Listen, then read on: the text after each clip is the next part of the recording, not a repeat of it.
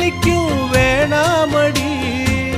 உனக்கு வலிச்சா ஒரு நொடி நானும் உசுர கையில் எடுப்பேன். உனக்கு